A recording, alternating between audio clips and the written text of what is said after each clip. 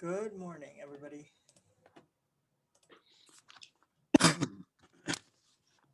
How's everyone doing?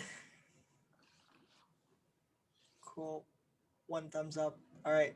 A lot of you are keeping your cameras off, which is fine. But oftentimes I like going off of students' feedback. Like when we're in class, I can tell from your faces whether you're bored or don't get something, or you get something, and stuff like that. Much more difficult to do that online, especially when you have your cameras off. So if you have your cameras on, that's awesome. You can like shake your head, give me a thumbs up, something like that. If you have it off, I forgot where the thumbs up button is. If somebody can remind me. You hit the reactions, I think. Oh, The okay. I don't have reactions button at the reactions. bottom. Okay, So you probably have reactions. I don't have a reactions button, but that's okay. So yeah, hit the reactions, give me a thumbs up or something, just to know that I'm making sense. Because the last thing I want is to keep rambling on about something and everybody's lost. Nobody has any idea what I'm talking about. Sounds good? Awesome. All right. So before we get, just a couple of quick announcements. I'm sure you've all seen uh, my announcement earlier in the week concerning Jupyter notebooks. And there was an issue where it timed out after 10 minutes. And so what I ended up doing was I changed from Binder, which is what I was using earlier, to Google Colab. And honestly, that problem was the best problem we could have had because Google Colab is so much better than Binder. Uh, so let me just show you some stuff. Um, the beautiful thing about Colab is that it saves all your stuff in Drive, so it saves it right automatically. You don't even have to do anything as long as you add a copy to your Drive, and then you can always go back and edit them later, and it's all right there. Uh, should look something like this. In case you're wondering why mine is dark, is because I'm using the dark theme. I think it helps save on Ice Train.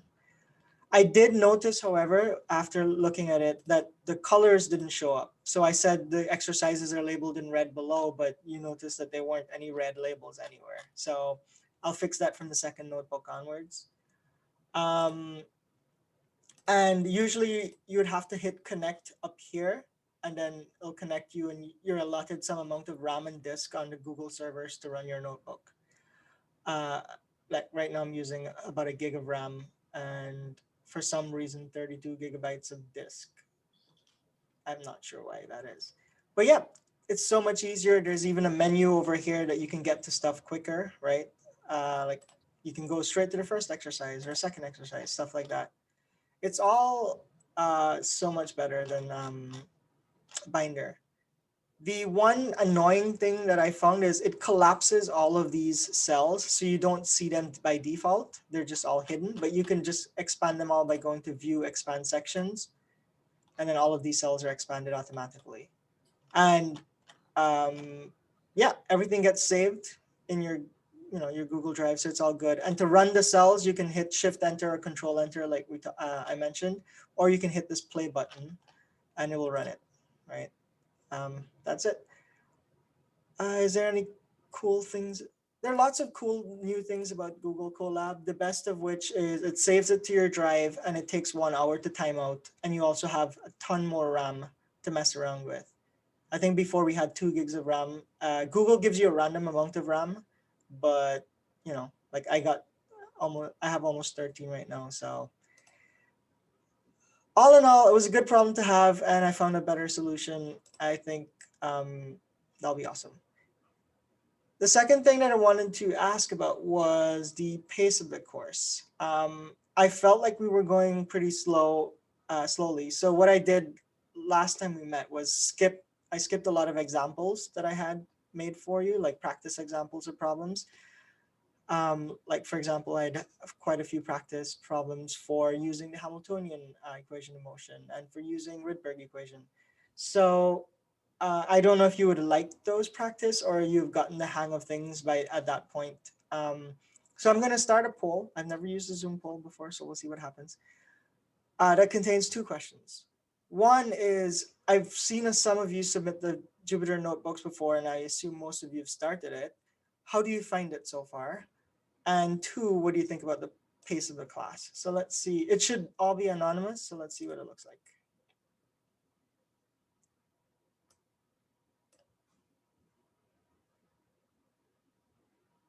For the first one, you could pick multiple answers. I mean, I didn't want to make 2 separate questions.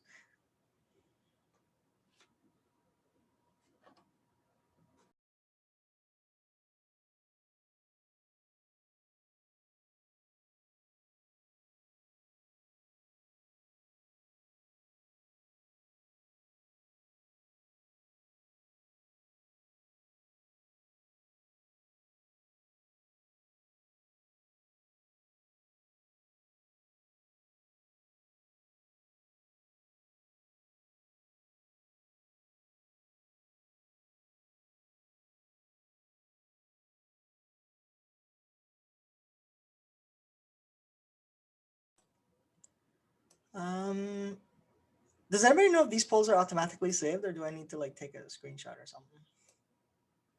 Nobody knows. All right, I'll take a screenshot just in case.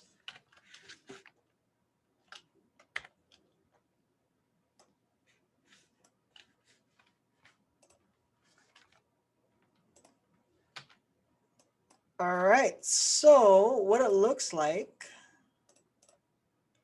is most people thought that the Jupyter notebooks were just right or challenging, which is exactly what I aim for. I also hope they would be all fun. A couple of people find it not fun, which is fine. Yeah. But yeah, that's exactly what I hope for. I was starting to get scared that it was too easy because a few of you did already submit your notebooks, and I was like, what? It's only been a week, but that's okay. And for the pace of the class, most of you think it's just about right. So cool. Let me know if I need to slow down any part of it, right? That's what I'm here for. And I mean, it's our course, right? We can go at whatever pace we want. Quick question. Yeah. Do you have those example problems in like resources? I just haven't gotten around to looking yet.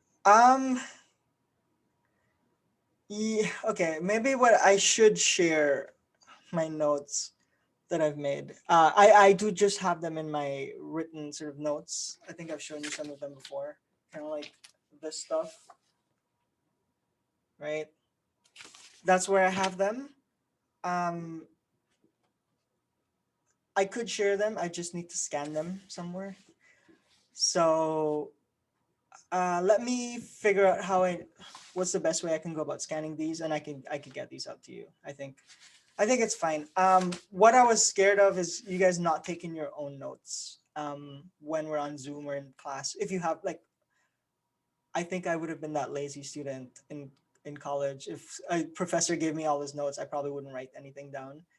But the process of writing things down actually helped you a lot in learning something. And so I was afraid that if I give people my notes, they wouldn't write anything themselves. So I'm Would still there be debating any that.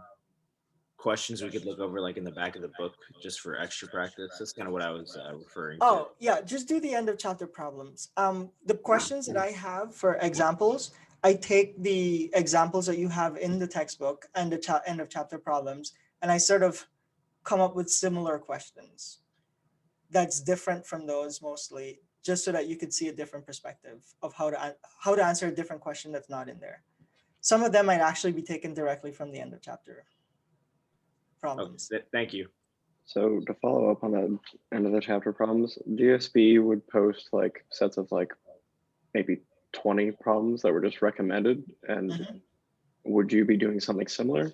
I guess the reason why I ask is that sometimes there's like 70 problems per chapter. Yeah. I think that's a good that's a good point, because yeah, it doesn't make sense to do all 70 questions or whatever.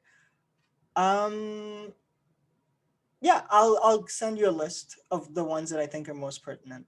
That way you don't spend a lot of time doing other questions. That'll be very helpful. I'll pick the Awesome. ones that I think are like most similar to what could be on an exam. Awesome. Thank you.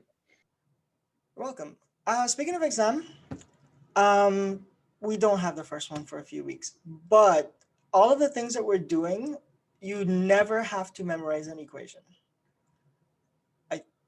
well, maybe simple equations, I don't know. But you never have to memorize any of those complex equations that we've gone over. Like Lagrange's equation of motion. Who knows what it looks like now? I forgot. That was a week ago.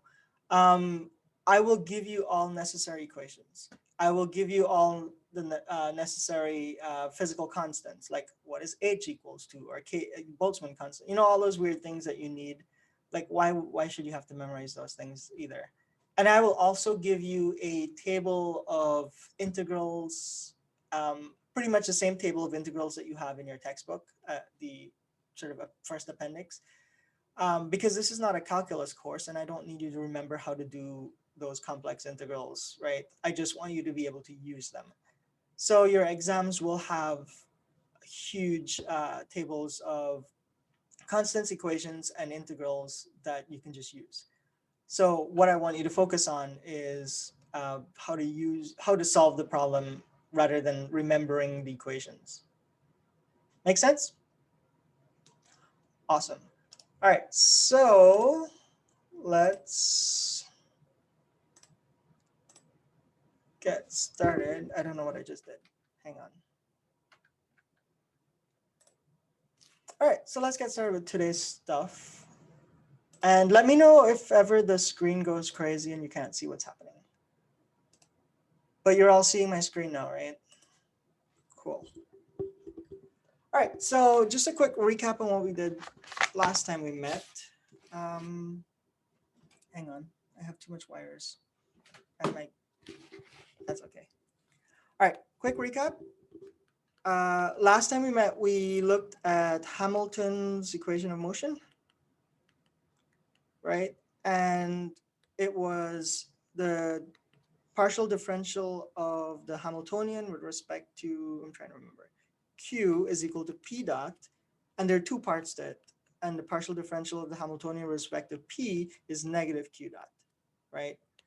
Remember that P is momentum and Q is position. In some textbooks, you'll just see X, Y, and Z written because Q for position is a physics thing, whereas chemists like to keep things simple and we just use X, Y, and Z. But in your textbook, they use Q, so I'm going to stick with that. The Hamiltonian, of course, is just the kinetic energy plus the potential energy.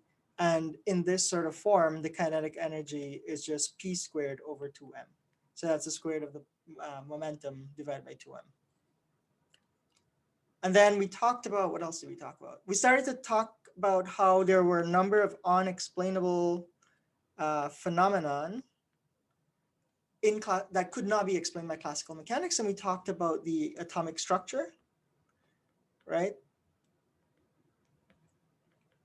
And we talked about how if you have a positive nucleus with a negative electron surrounding it, that this should not be able to exist because according to classical mechanics, this should slowly spiral in and lose energy until it sort of crashes into the nucleus. So we couldn't really explain atomic structure. We also talked about atomic spectroscopy, right? Where there's like these bands observed for all atoms, either from emission or absorption spectroscopy. And we figured that we couldn't explain this except for hydrogen, right? So we couldn't, I'm writing way too fast. So we couldn't explain except for hydrogen atom. And the way we explained it for the hydrogen atom was the Rydberg equation.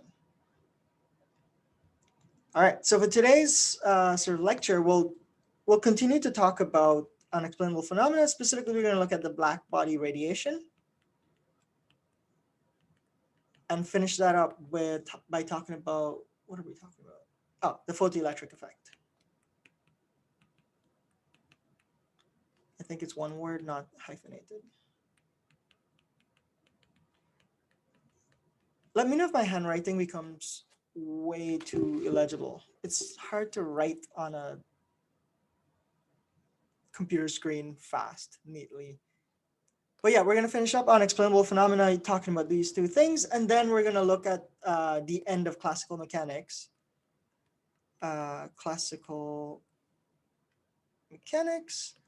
And we're just going to talk about specifically the Bohr's theory of hydrogen. Hey, Dr. Chulai, can I ask a question real quick? Yes. Back when you wrote on the top the Hamilton's equation of motion, Mm-hmm. I had it in my notes as like Q dot and negative P. Oh, yeah. Sorry, I wrote it wrong. This is Oh, what okay. happens. I wasn't sure if The mine was negative over there is over there. Thank you. okay. Thanks. Good catch. See, this is why I don't ask people to memorize equations, because you can memorize and remember to put the negative sign incorrectly. I will give you an equation sheet. Your brain is much too precious to waste it memorizing equations that you can look up in 2 seconds. All right, so that's sort of what we're going to do today, hopefully, and that should bring us up to speed with the reading assignments I've given. Again, I might have to adjust that depending on how far we get, because already we're 15 minutes in. Sounds good? Cool. All right, so we talked about atomic structure and atomic spectroscopy and how those couldn't be explained with classical mechanics. And one more sort of important thing that people have noticed is this idea of black body radiation. Oops. Black body. Sometimes when you see things start to happen weirdly when I'm writing, it's because my laptop's overheating and it gets really slow. So black body radiation is basically the glow or the radiation emitted from anything. Everything emits black body radiation. And so they call it black body simply because to study this in an ideal situation, you would get something that's sort of completely black on the inside. And somehow I don't have a black ink pen on this thing. I will use purple. So some black object, right? So it has no other source of light, and then you would heat it to some temperature. And if you put a little like detector or camera here, you would notice that some amount of light comes out. And the light that comes out is only from the heat, from the temperature of the object, because there's no other source of light. And this is true for everything, but usually you emit black body radiation. You also reflect light, and so that's why we see you. But this is why, for example, infrared cameras can detect living objects or at least warm-blooded animals, because their temperature, their body temperature, emits light, usually in the infrared, and so that's why we're able to see them. This is one of the ways that we can sort of see hot objects burning across the universe, right? Because they're hot, they emit light. So really what we've observed when we did this sort of experiment is if you have like a little graph here, and let's say on the graph we'll put wavelength, right? This is another Greek symbol, lambda. I'm sure you've seen it before. Lambda usually represents wavelength. And let's say this is the intensity of light, right? What you would see is, let's use blue. You'd see something like this, right? And I want to draw this a little bit nicer, right? Where there's like a lambda max here, that's just the maximum intensity. And let's say this was done at 1000 kelvins, right? However, when you sort of increase the temperature, what they notice is not only does it increase the intensity, but I exaggerate that too much, but the lambda max also shifted. So let's say this was 2000 kelvins, right? You increase the intensity, you increase the temperature, the intensity increased, but the lambda max also shifts. So let's say you went to an even higher temperature, right? Let's say this is, 3000 kelvins. You see the lambda max is always shifting to higher and higher wavelength. And then let's go to, 4000 kelvins, right? Right? You see the lambda max is shifting this way. So this is what we observe. And this is why, for example, if you burn a piece of metal, it will start to glow red first, then orange, and eventually it'll glow like white hot, is what people say. It's this exact effect. The object is glowing because it's acting like a black body emitting radiation because it has a temperature. But as you increase the temperature, the color changes, right? I guess I drew it backwards. The lower temperature should be more red because it's at longer wavelengths, and the higher temperature should be more blue because it's at lower wavelengths. Does that make sense? Yep. So what we figured out, or what, not we, I didn't do any, I didn't have anything to do with it, but this guy called, I think it's Wien, I don't know how you say that. In 1894, he sort of figured out that you could correlate the wavelength, the lambda max, to the temperature, right? So just by looking at the color that it's emitting, you can figure out what temperature that body is, right? And his equation was something like this. The lambda max, let's use a different color. The lambda max times the temperature is equal to this constant, 2.898 by 10 to the 6th nanometers times Kelvin, which means that this lambda max should be in nanometers and this temperature should be in Kelvin. And so just by looking at anything, you can figure out what temperature it's at just by looking at the color. So that's why, we can figure out the color of the sun just by looking at the sort of lambda max that comes from the sun, for example, right? So what the material is doesn't matter. It's just the, okay. Right. The material does not matter at all. It's one of those weird things that just sort of happens. Why black body radiation happens at all is, I don't know if it's a mystery. I was going to say it is a mystery, but I don't know enough about it to actually claim that. But yeah, the material doesn't matter, just the color. So if you have a star that's burning hotter than the sun, it will appear more towards sort of bluish color, like more whiter than yellow. If you have a star that's burning colder than the sun, it will appear more red, right? That's just how we can figure out temperatures of things that we can't even touch. So with this, let's look at a quick example. So let's talk about people, right? Because we have a body temperature. Have a body temperature of, does anybody know? What's around 36 Celsius. 37, I think. I could be wrong. I'm not a medical person. So what is this? How do I question it? What is the lambda max? Let's just put it that way. What is lambda max, and what region of the spectrum is it? Of course, you already know it's infrared because I mentioned it earlier, but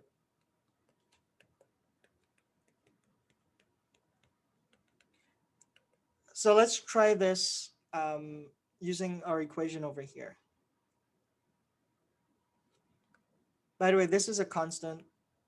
I'm not sure what it's called. We'll call it the Wien. Is it Wien or Weir? I'll have to figure it out. Displacement constant.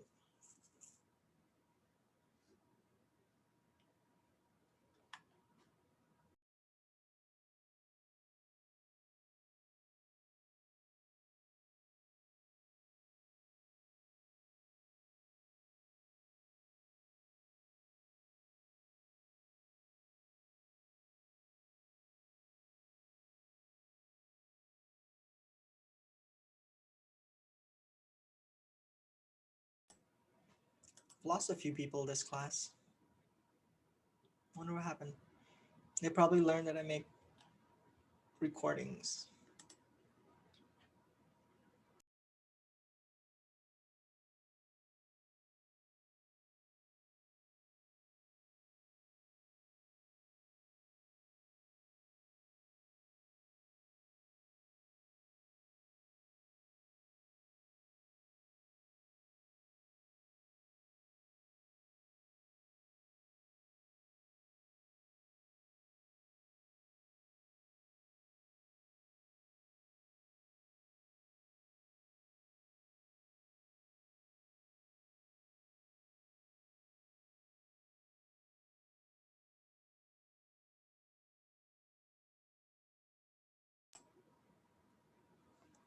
So people have asked me why I'm growing a beard this semester.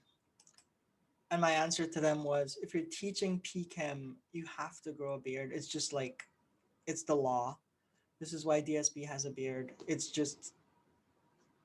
an unbreakable law of nature.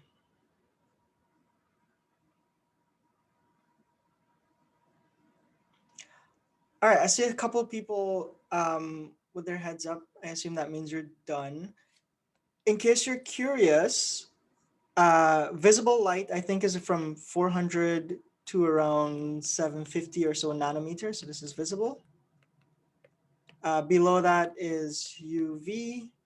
IR is sort of between, I don't know, we'll go 750 nanometers to around a million nanometers, or really 1 millimeter. And then comes like microwaves and or radio waves and all that good stuff.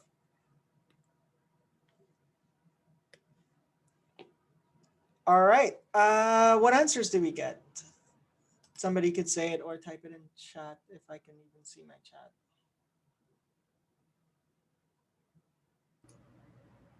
Uh, 9,348 nanometers for lambda max. 9,348, I got the same. 344, 8,000.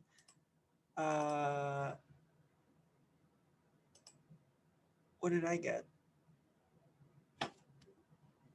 Okay, I could be wrong. I screwed up the I math. got 9,300. Yeah, that's the correct answer. I screwed up the math. Cool. Why did I choose 90? Maybe 2 sig figs somewhere? Who knows? Oh, 2 sig figs there. See, sig figs are still important. Not really. Forgot about those. In theoretical chemistry, in most cases, we're not, unless we're working off of measured stuff. I'm not gonna make a statement that I'm gonna regret later. Let's just try to remember sig figs. I'm not gonna like mark people too wrong for sig figs, but yeah, let's just try to remember that. All right, so we have this sort of situation, which is all fine right now. I didn't tell you why classical mechanics can't explain this, I'm gonna do that now. Because if we have this situation, right, with our little graph like that, this is our intensity, remember? This is our wavelength. Because we knew about the sort of electromagnetism and all that good stuff, people try to sort of explain, how do we get a graph like that? And the best explanation, remember, for those of you who've already done the Jupyter notebooks, I think I asked you to like match a curve with another curve. Honestly, a lot of like physics starts that way. Like, here's a curve, let's try to match it with another curve, right? And then try to learn what that new curve is telling us that we try to match it with. And there are lots of people who try to sort of explain this phenomenon, and it's not worth telling you sort of all the bad things that happen, but the one that comes closest is the Rayleigh, this RAY, right? Rayleigh-Jeans law. So there are lots of people who couldn't come up with a good explanation, but the Rayleigh-Jeans law, as weird as it looks, is the one that came closest, right?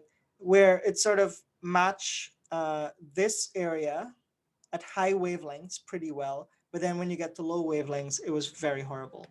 And that was the best explanation that we got. And the Rayleigh-Jeans law looked something like this. He said that the change in the energy density is equal to some numbers, 8 pi kBt, which is something you've seen before, divided by lambda to the 4th power times the change in lambda.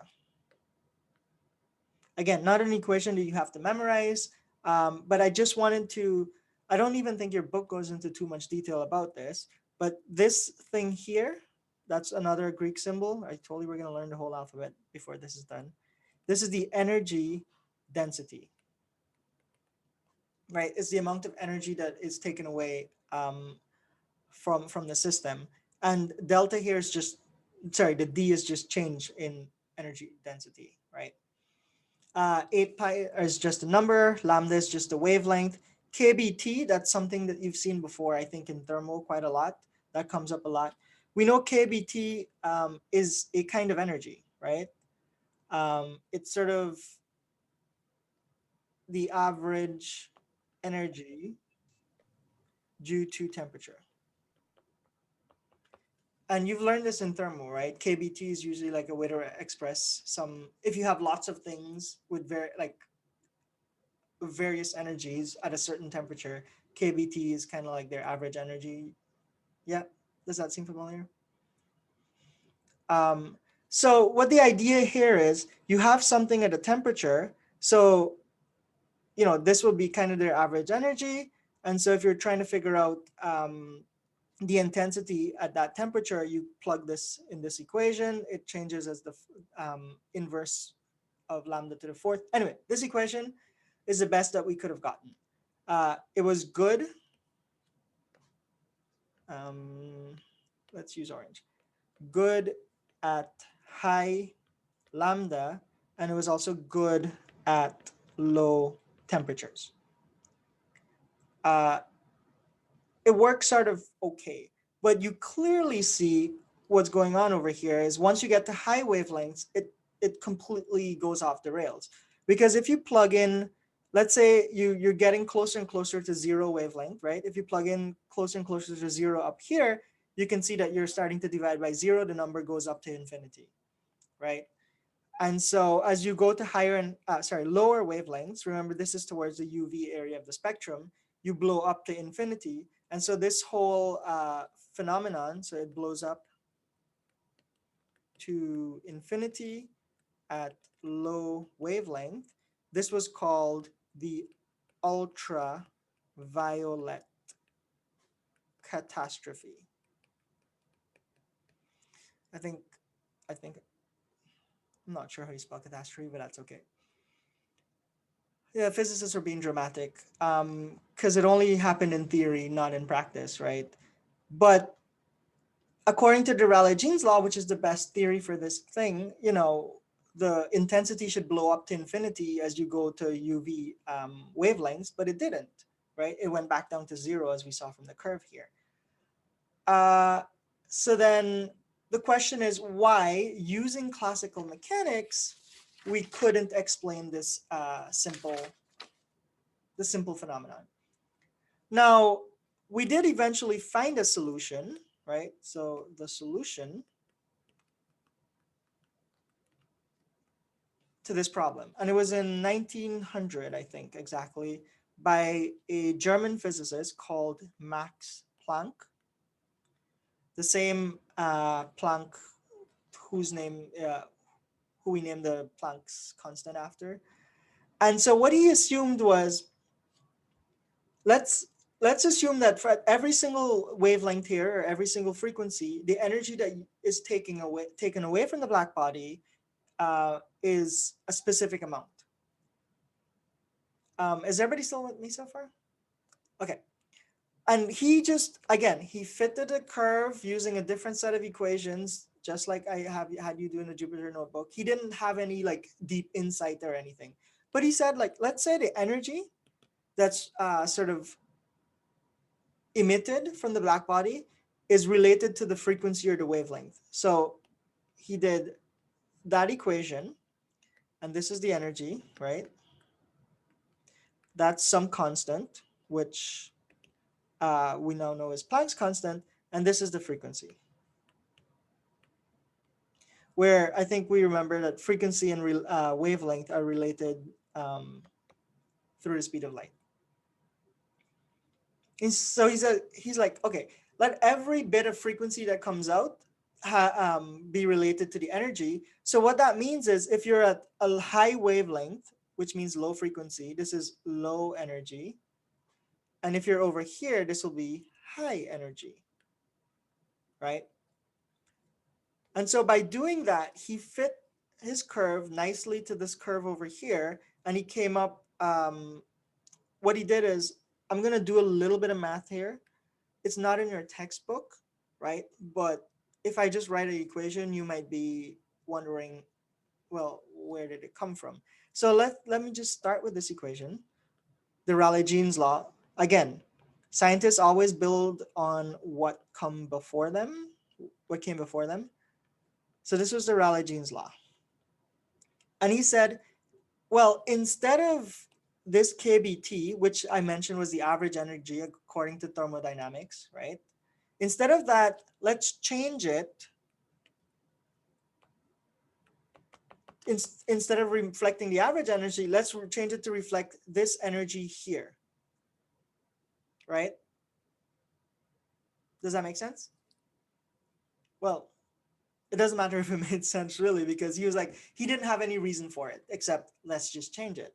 So what happened is, so we get the left part is the same. We have 8 pi over lambda to the 4th. That's all the same. And we got d lambda. That's all the same. But instead of kBt for the energy, he has h mu, right? That's the energy here, divided by this whole complex thing, which is just a sort of partition function. Lambda kBt minus 1. So you replace the energy by this term here, right? That's all he did. So we can sort of rewrite that. We know that h mu. All right, let's do this. Sorry, what is the piece for the e to the, what is that? Yeah. So I'll write it bigger here. It's e to the h c over lambda kBt. Okay, thank you. All right. So he replaced all that by that little thing in the parentheses. And we know that c is equal to lambda times wavelength, which means that wavelength is, what is wavelength? C over mu, right? So instead of c here, or rather instead of mu over there, like, oh, we need mu, not c. So it means that mu is equal to c over lambda. So instead of mu here, let's rewrite it as c over lambda. So then this whole thing becomes, the change in the energy density is 8 pi times hc over lambda. So that lambda from here and the lambda 4 here becomes lambda to the 5th power. And then there's also this ehc over lambda kBt minus 1 times the change in lambda. I think your textbook just has this equation. And honestly, you don't need to know how to derive this equation. But I wanted to show you how Planck came up with this. All he did was assume that, well, what if each wavelength of light, each frequency of light has a specific amount of energy, right? This idea is an idea, well, this is the idea behind quantization, which, as you're guessing, is going to lead us to quantum mechanics, right? He's like, let's every wavelength have a specific quantized amount of light, and this is the equation for it. Then we need to replace this energy equation up here with a more complex energy equation, which evolves into the equation that you see in your textbook, just so that you know where it comes from.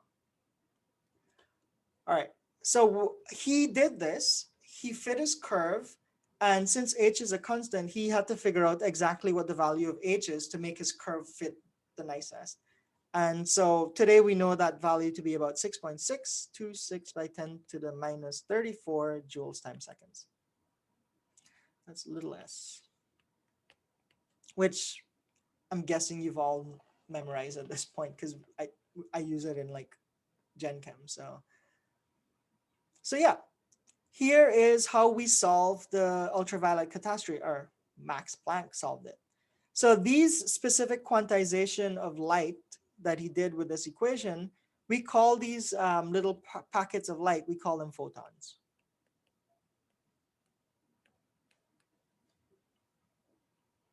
He didn't call them photons, but later people call them photons.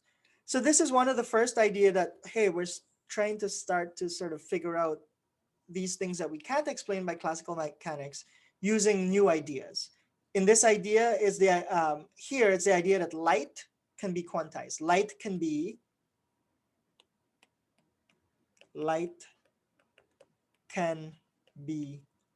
particles, is essentially what this is trying to say. Does that all make sense? Awesome. If you have questions, please stop me, let me know. All right, so how are we doing? I think we can do a practice problem, because they're all pretty much like what am I looking? Calculus problems.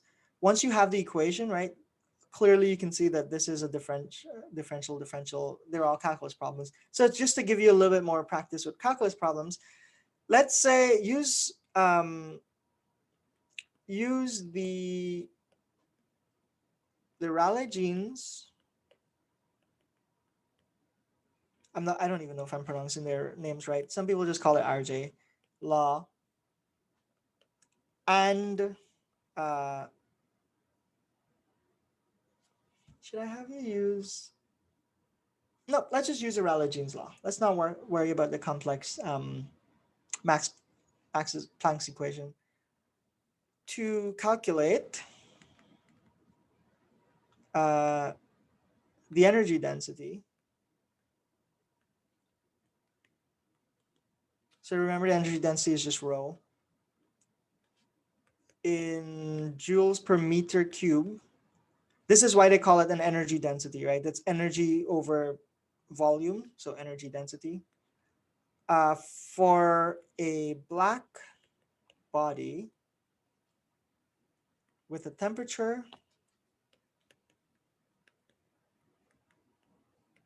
of, let's say, 1000 kelvins, and we'll do two parts. We'll do between,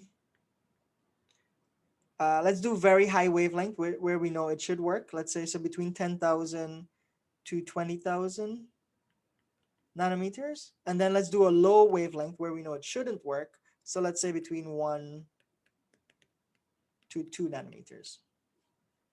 So this should be in IR and this should be in UV.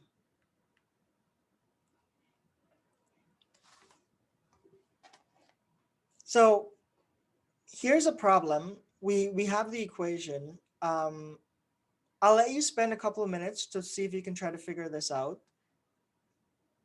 And then we can I'll work one of it out together, and then you sort of, hopefully you can work the other one. So yeah, spend a couple of minutes. What is K sub B here? Oh, right. Good question. Let's use K sub B because we want it in joules per Kelvin. So we're going to use 1.38 by 10 to the minus 23 joules times per Kelvin. Okay, thank you. Cool.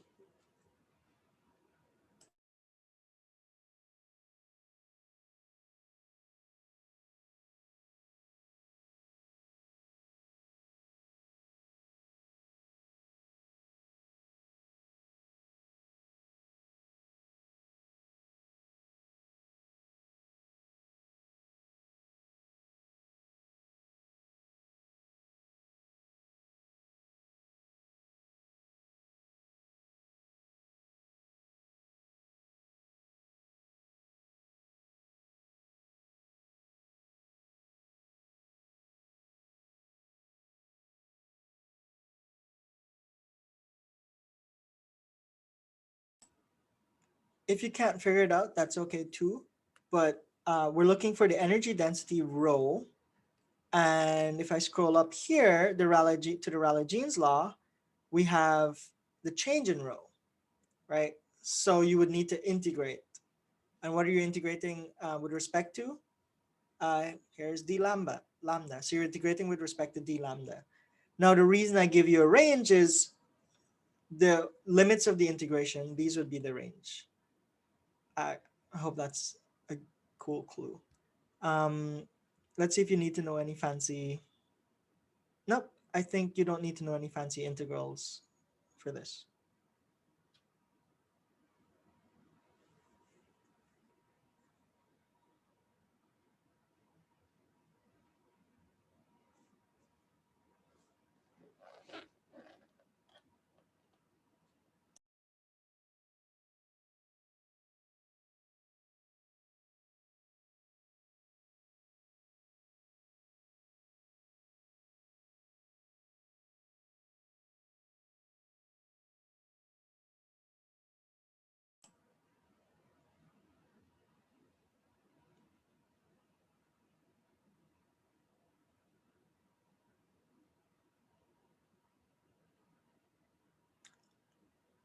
I know I can only see maybe a third of you. How many of you feel like you know what to do, and how many of you feel like you don't? So let's start with the first one. How many of you feel like you know what to do?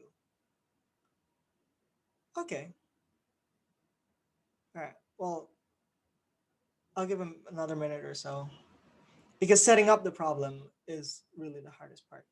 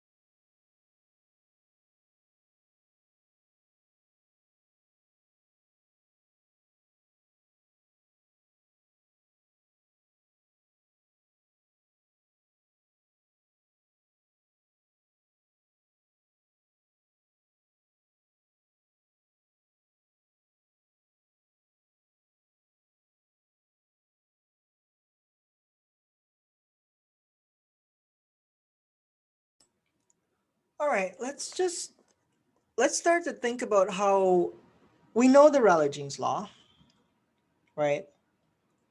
Let's start to think about how we can use these with the knowledge of calculus that we have, to actually solve a problem, right? So let me rewrite the Rayleigh-Jeans law. It's a change in the energy density is equal to 8 pi times kBt divided by lambda to the 4th power times d lambda, right? So that's the equation. We're looking for the energy density, rho, right? So we know that if we integrate this side here, we should get rho, right? It's kind of like the integral of 1 times dx is just x. Yep. So, I mean, I didn't explicitly write the 1, but you know, there's an implied 1 right there, right? You multiply by 1, there's no big deal. So we know that if we integrate the left-hand side, we can get rho. So we need to do the same thing to the right-hand side. We integrate it, and look what we're integrating against, d lambda. Does that make sense? Yep. So we're integrating. We know the left side will give us rho, and the right side will give us what we need. All right, so let's integrate. 8 pi kBt, right? Those are all, they're not lambda, so they're all irrelevant for the integral. So we're looking at lambda, since it's in the denominator, it's lambda to the negative 4 power d lambda. That's really what we're integrating. And for, let's look at part A. The limits of integration are 10,000 to 20,000. For now, I'm going to do the indefinite integral, and then we're going to put the limits in. So 8 pi kBt remains the same. Those are all constants. And if you integrate sort of lambda to the negative 4, right, what do you get? You increase the power by 1, so it becomes lambda to the negative 3, and then you divide by that new power, negative 3. Does that all make sense? And so now we're going to plug in the limits. So let's call this lambda 1, lambda 2, lambda 1, lambda 2. For part A, lambda 1 and lambda 2, lambda 1 was 10,000 nanometers, and lambda 2 was 20,000 nanometers. So all we got to do is plug those numbers in. So we got negative 8 times pi times kb times the temperature, which was 1,000 kelvins, time divided by 3 times lambda 2, which is 20,000 to the minus 3 power minus 10,000 to negative 3 power.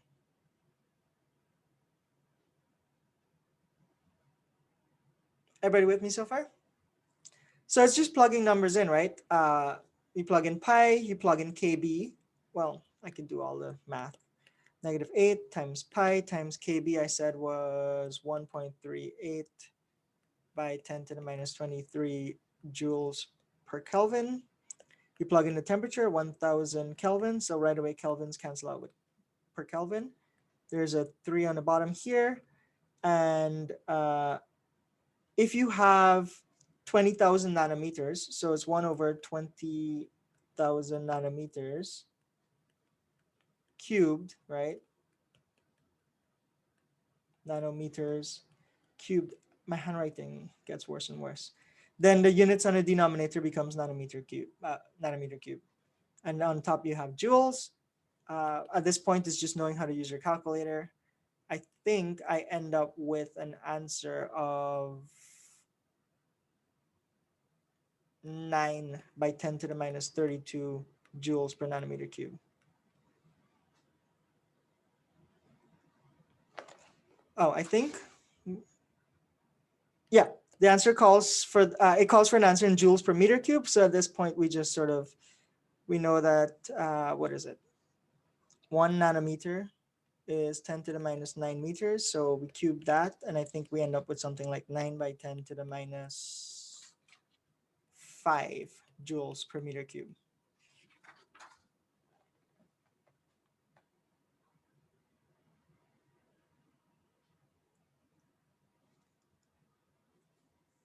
Let me know if any of this seem weird or strange. So we start with the Rayleigh-Jeans law over here. We know we wanted rho, which is the energy density, not the change in rho. So we need to integrate. Equal sign means you integrate on one side, you integrate on the other side. All of this stuff are just constant, so we don't even need to worry about them in the integration. We just need to integrate the lambda part, which comes out to be lambda to the -3 divided by -3. That's sort of one of those simple integration that I hopefully everybody sort of is familiar with and comfortable with. And then from here on, it's plugging in numbers. I like to keep track of my units because when we solve this, we got this unit, but the answer called for a different set of unit, which often happens in these sort of things, which then we just need to convert. Is that all good? Yep. All right, so I'm gonna ask you to try this one by yourself. Remember, this is the Rayleigh-Jeans law, which means in the UV region, the number should blow up to something really ridiculously large. So I would have you solve it. Maybe you can solve it on your own, but I will put the answer here. I think that's the answer, so that you can compare your answer to. The integrals are obvious. The indefinite part of the integral is gonna be the same.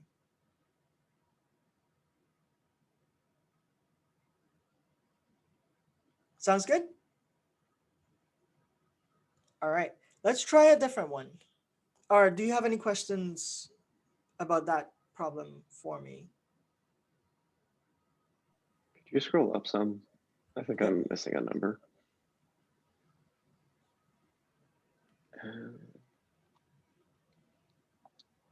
Maybe I'm missing a number. I don't know.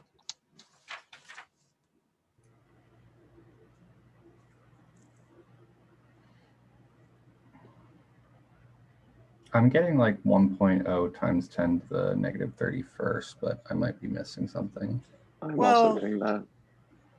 I mean, those two things are pretty much the same thing, right? 9 by 10 to the minus 32 Yeah. and 1 by Is that 10 within to the minus the 30.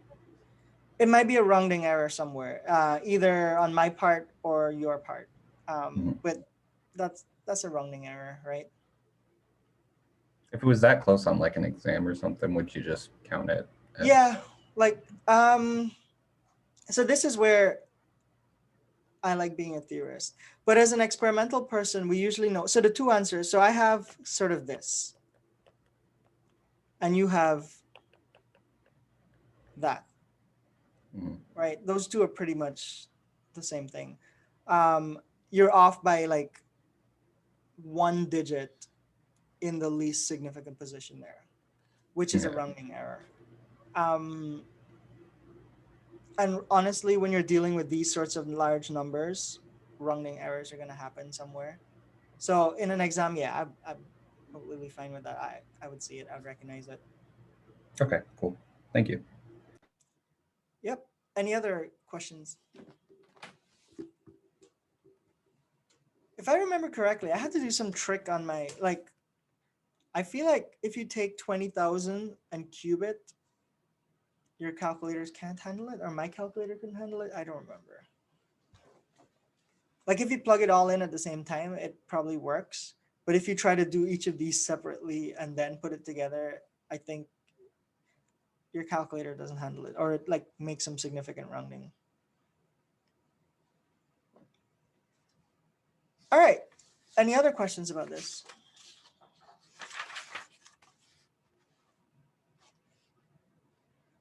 All right. So we know that the energy of one photon is this equation here.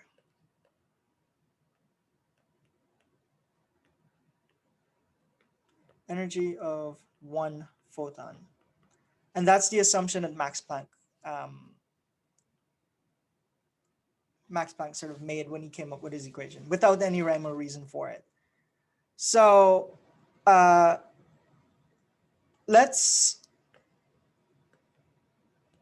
I'm wondering if I should give you that. Maybe it's too easy. Try this one for practice. I'm not sure if I got it exactly from your textbook, but how many photons or quanta, right? A quanta of light is just one particle or one sort of parcel of light with wavelength 500 nanometers, right? So that's about, I think that's greenish, are needed to generate 1 joule of energy.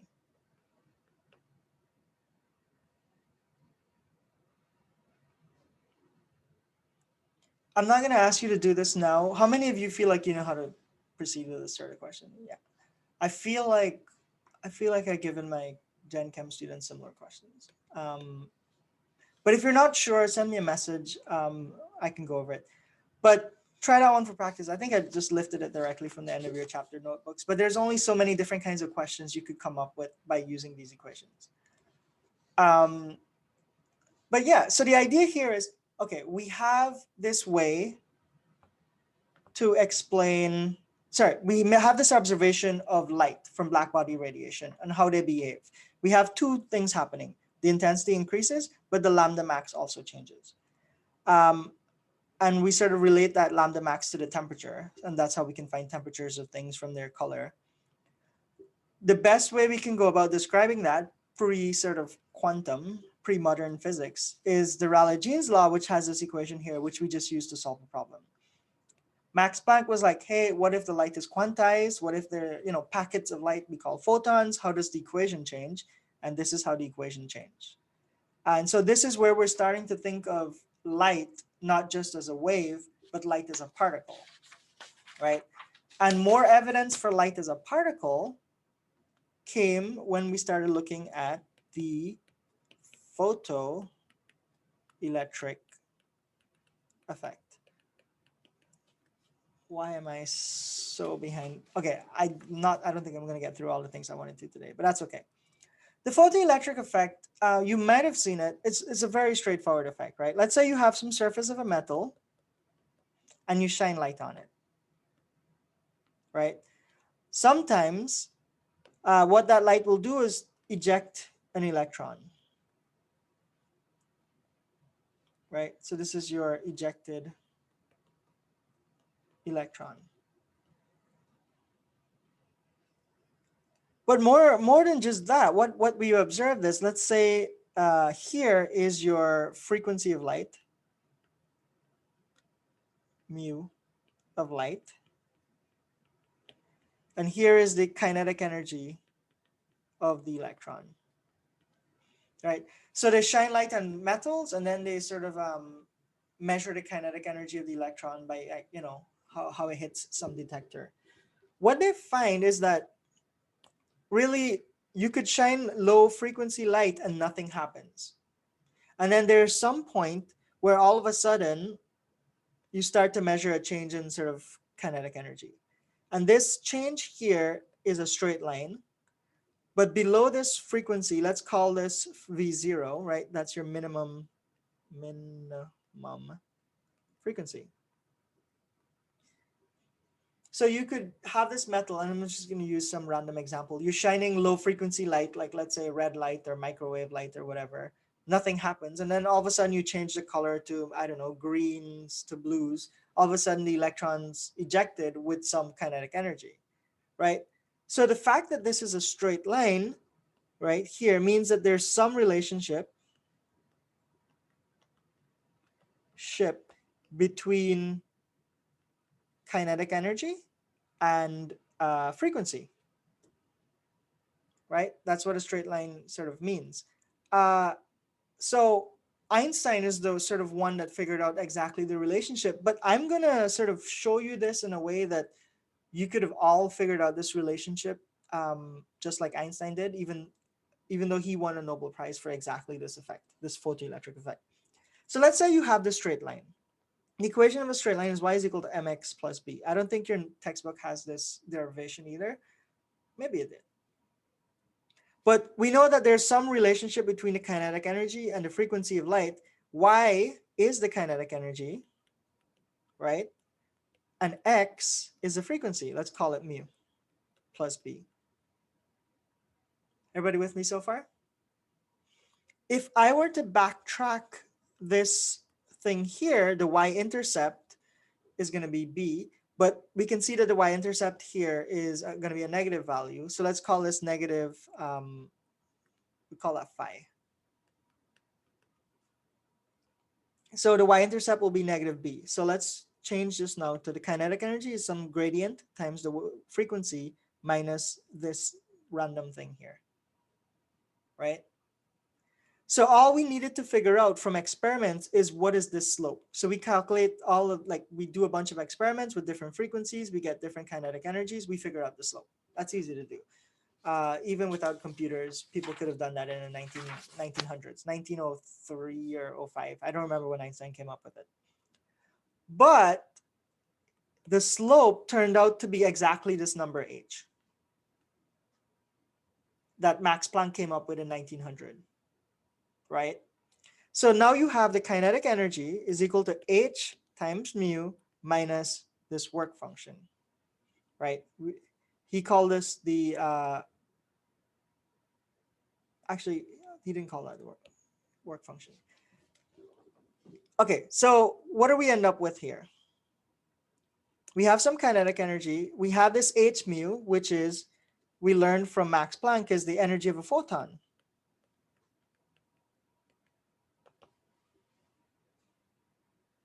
Right? See, it shows up right again, just by figuring out that the slope was h. All right, so if I rewrite this, just because we don't want negative signs, because who likes negative signs? We would, let's move this here onto this side.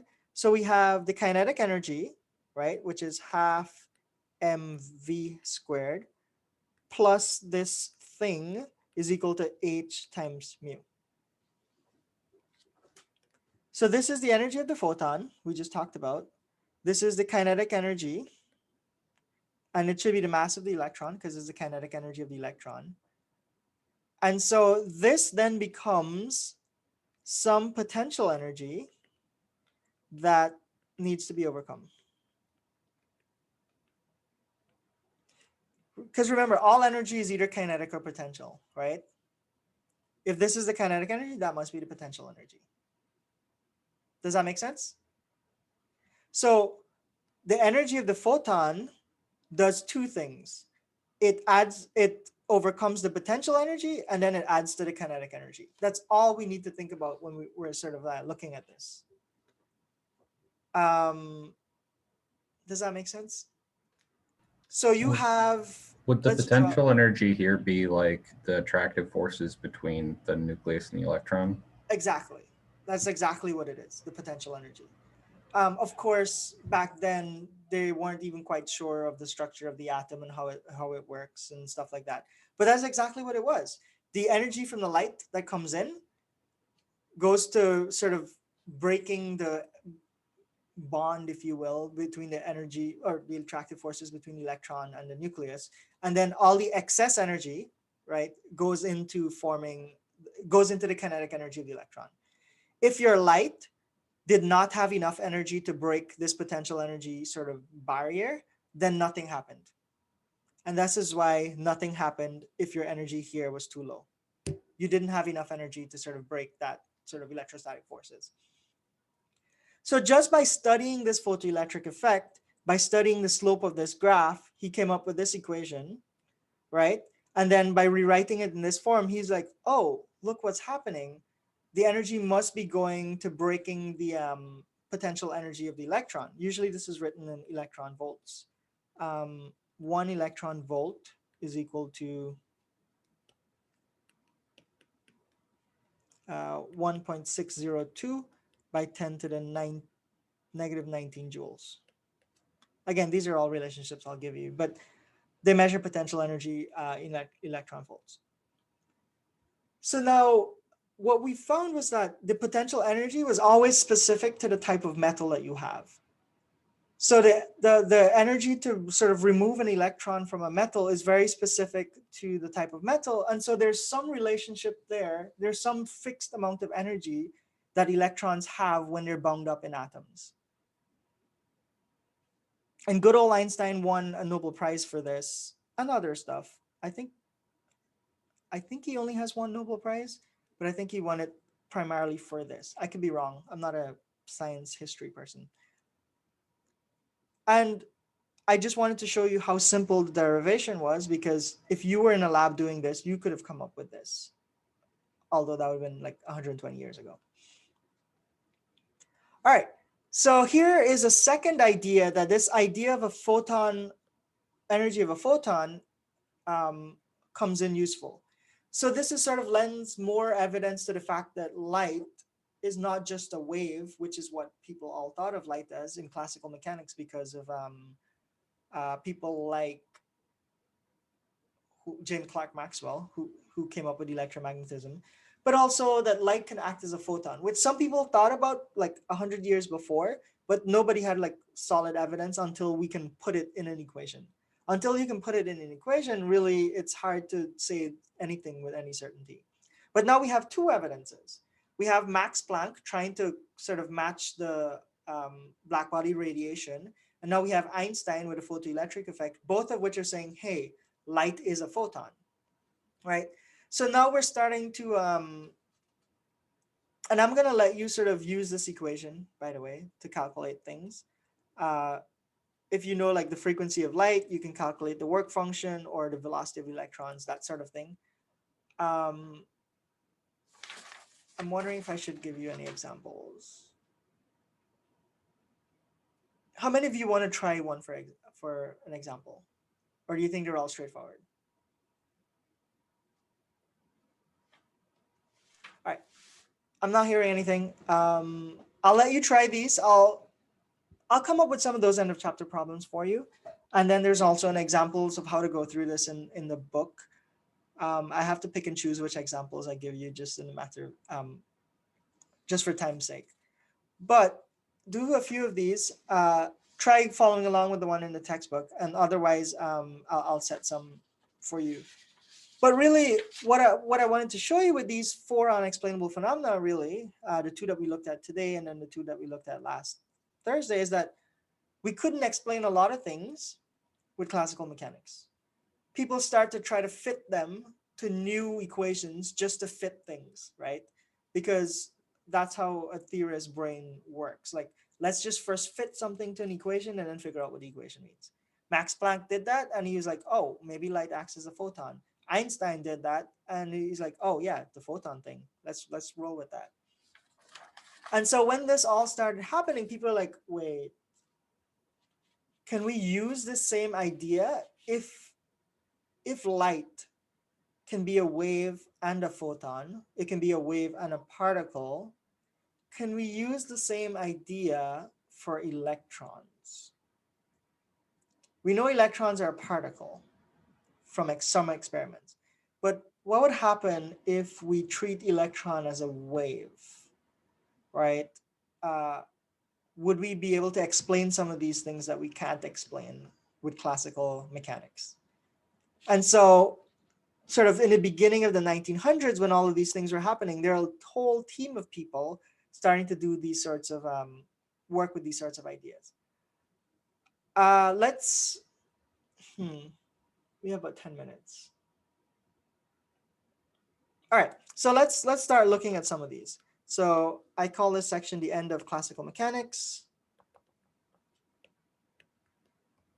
Right, and so in this section, some of the things that I want you to take away are going to be that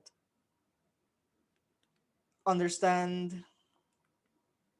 I made up these objectives, right? They're not in your textbook. Understand how scientists were starting to get better results by thinking of matter as being discrete or quantized is the word.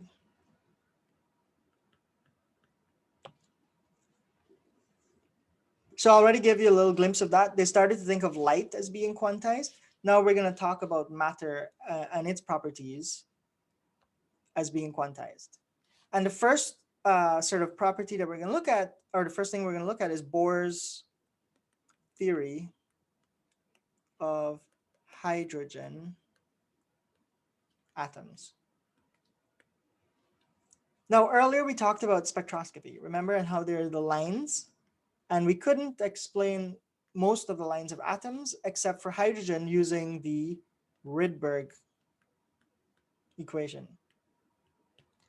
And the Rydberg equation worked well enough, except there was no reason why it should work. Like, again, the Rydberg equation was another case of the scientists being like, hey, let's just come up with an equation that matches the experimental results. We don't know what the equation means, but why not? And the Rydberg equation worked, but we wanted sort of a way to understand what's actually happening with the atoms and electrons. So what Bohr did is, let's say you have a proton there, an electron there, and this is the hydrogen atom. One proton, one electron, no neutrons, just two things of opposite charges interacting. And he assumed that this electron circles that proton, right? Now, remember we did a little bit of classical physics, so this is where a little bit of that is going to come in useful. He said, well, if the electron is moving around the proton, we're going to ignore the fact that theoretically it should spiral in, right? Let's just ignore that for now. There are two forces that are in play here, right? The electron should be attracted to the proton from Coulombic forces. So there's F, let's call it COUL for, well, Coulombic, right? Positive charge, negative charge, they attract each other. That's a Coulombic force. This electron is also theoretically accelerating around the nucleus, right? It's changing its direction, so it's accelerating. So if it's accelerating, there must be some force here. There's a centripetal force due to the circular motion, right? Everybody with me so far? So we're using classical mechanics to try to figure out how an electron can move around a proton. So our first assumption was the electron moves in circular orbit. Again, this is a good old Bohr just making assumptions about how things work, right? And he said the centripetal force is balanced by the Coulombic force. That makes sense, because if the forces weren't balanced, one force would take over, and then either the Coulombic force will be stronger and then the electron will just be pulled into the proton, or the centripetal force will be stronger and then the electron just goes flying off, right? Does that all make sense? So these two forces must be balanced. All right. So let's write that in an equation, right? So the centripetal force, let's do that for centripetal force, should be balanced by the Coulombic force, right? And so we're going to put negative there. The centripetal force, we know how to write that. You might not remember what it looks like, but centripetal force is just mass times velocity squared divided by r. R is the radius. And the Coulombic force, in case you don't remember, is the charge of the proton, which is E, times the charge of the electron, which is also E. They just have, which is negative E, right? So that becomes negative E squared divided by 4 pi E naught R squared.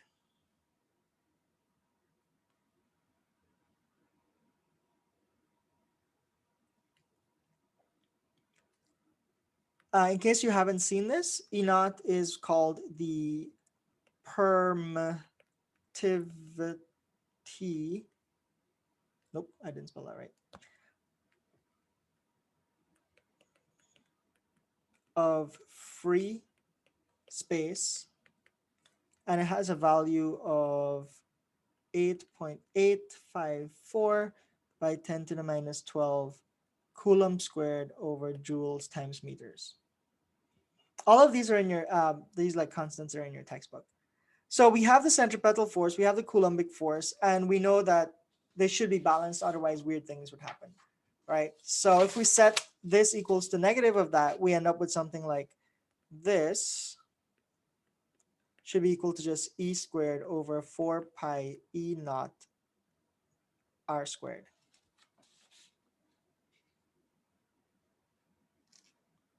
Everybody still with me? I don't even remember if this derivation is in your book. It might be, but we could simplify this, right? You multiply by R, that gets rid of the R squared over there, and then it becomes even simpler. It's MEV squared is equal to E squared over 4 pi E naught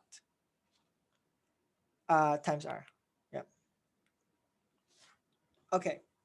So here's the setup that we have with two forces. Now, okay, where do we go from there? Well, he made another assumption. So these will be his Bohr's assumptions.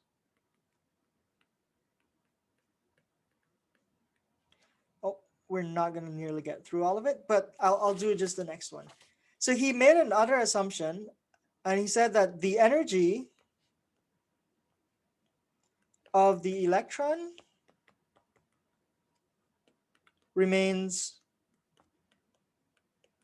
constant.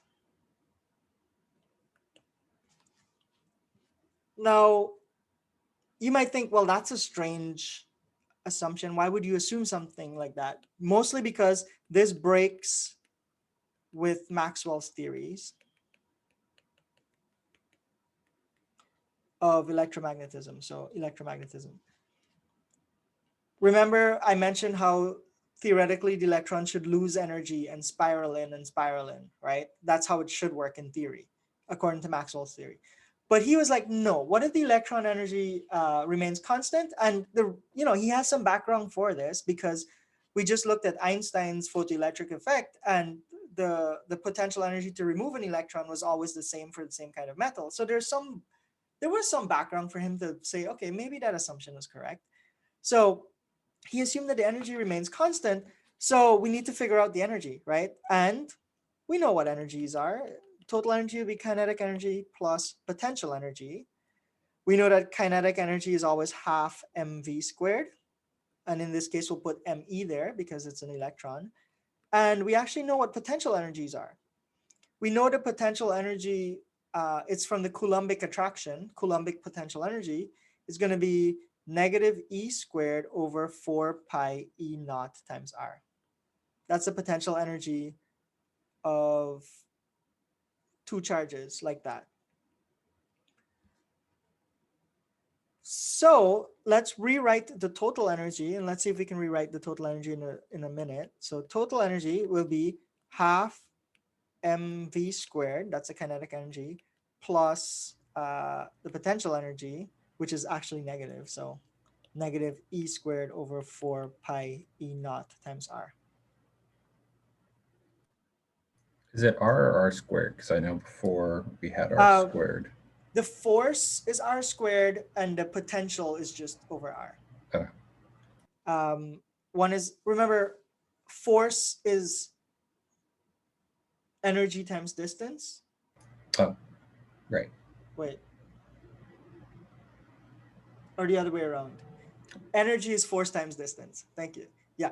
Energy is force times distance. So if force is over R squared, you multiply that by R, you get energy, which is just over R instead of R squared. Does that make sense? I think I said a lot of words there very quickly. But energy is force times distance. So force is over R squared. Energy is just over R. All right. So this is the total energy. And we can simplify this, right? How do we simplify this? Let's see. Let's see. So we have this equation of ME times V squared here from the forces. We have an equation here of ME times V squared here from the energy. So what we're going to do is we're going to replace this whole thing here by this, whoops, this whole thing here, right?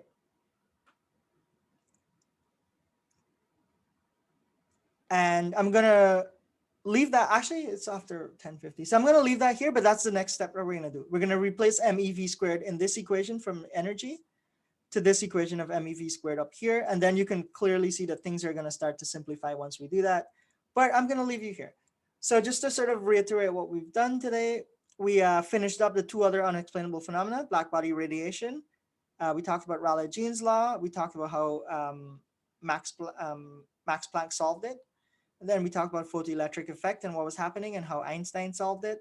And then we started talking about Bohr's theory of hydrogen atom. And he's going to make a whole bunch of assumptions and something fantastic is going to come out. We're going to continue that on Friday. On Friday, Thursday. On Thursday, I'm also going to have a list of questions from the end of chapter that I think might be most appropriate.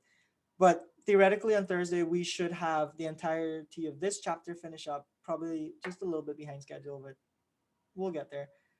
Remember, your Jupyter notebooks are due this Sunday. The beautiful thing about those are, some of you have already submitted your links to me, which is fine. But it's just a shared link to what you already have. You can still play around with it, change things. I'm going to start working on your second notebook. I don't know what I'll include in there yet. If you have any questions about anything, let me know. Do you have any questions for me right now? All right, if any of these seem like I'm going too fast, just meet with me separately. I can go over any of these.